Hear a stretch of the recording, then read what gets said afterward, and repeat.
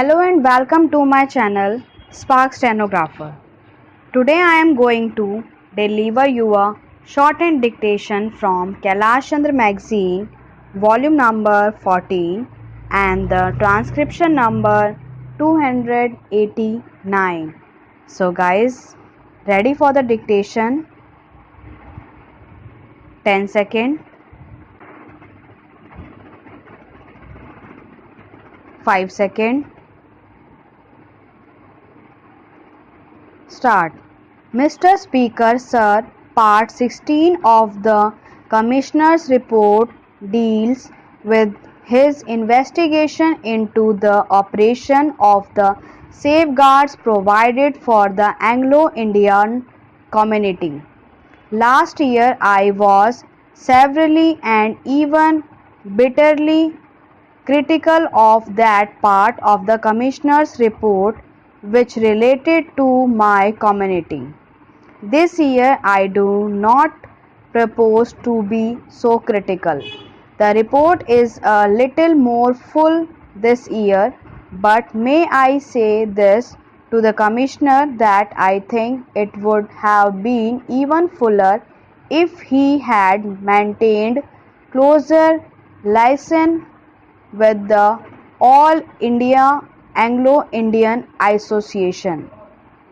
This body is the only organization representative of my community throughout the country, and if he maintains that liaison with this association, he will be able to secure data and information which he cannot possibly get from any other source.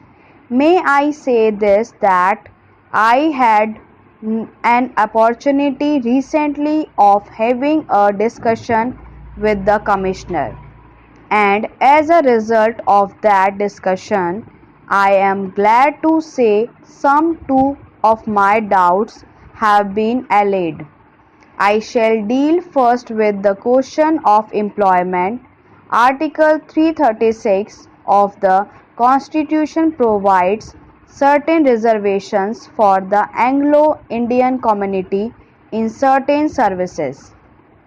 May I say here that my community is facing a fairly acute unemployment problem.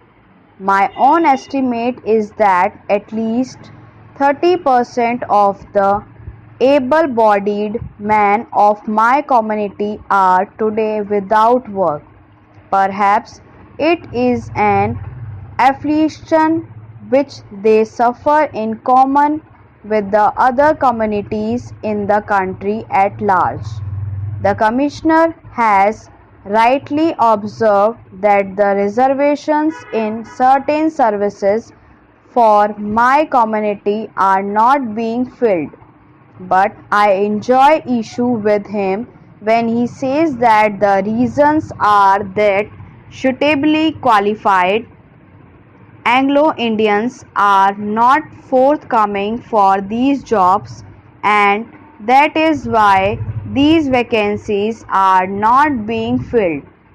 May I tell him that on the one hand, while these vacancies in certain services are not being filled, on the other hand, there are hundreds not only suitably qualified, but perhaps thousands of more than suitably qualified Anglo-Indians who are working on mere pittance. There are several reasons for the same, and the most important ones for these vacancies not being filled up are, in my opinion, the following. These vacancies are not at all properly advertised. I do not mean that these vacancies are not advertised in the press at all. When I mean is that the paper chosen are not suitable media so far as my community is concerned. For instance, the Hindustan Times may be a very reputable paper, which may be widely circulated, but for whatever the reasons may be, it is the paper which is not read by my community. There is no point in advertising vacancies reserved for my community in a paper like the Hindustan Times. Another reason is that the notices of these vacancies are sent out very often extremely late. Sometimes we receive the copies of these notices only a week before the last date of application for these jobs.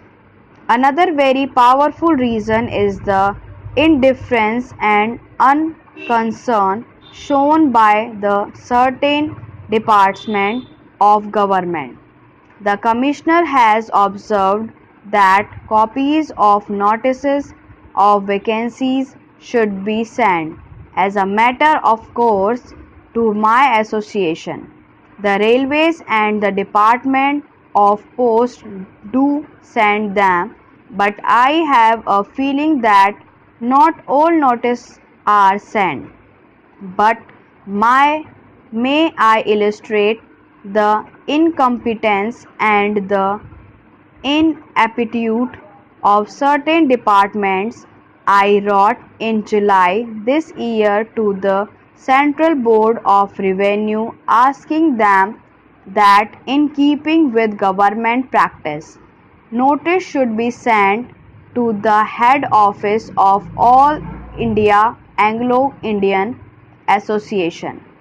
It took more than several months for the Central Board of Revenue to state that the matter is receiving either active consideration in an ordinary routine matter with regard to notices even after 3 years after these safeguards are supposed to have become operative.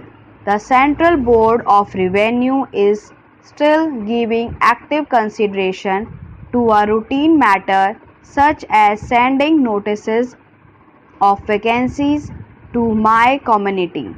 This is the reaction of an important, bright, intelligent official who is displaying government's usual alacrity of energy in honoring these professions to the minorities. Then there is a complaint I have received from suitably qualified people who have told me that they have applied under registered cover. Acknowledgement due to applied not once but applied several times, but they have not been called. For instance, I had to intervene personally with the Railway Recruitment Board operating from Bombay and the Railway Recruitment Board operating in Sealdah. It was only after I interviewed personally that suitably qualified people who had applied rapidly and who for some inextricable reasons were not considered were called for interview. That is one feature which I wish to emphasize, which is nothing short of a scandalous disgrace. But I ask the Commissioner as to why, although certain small reservations are supposed to exist for my community, the Central Exercise Directorate gave me a reply which was amazing. Stop.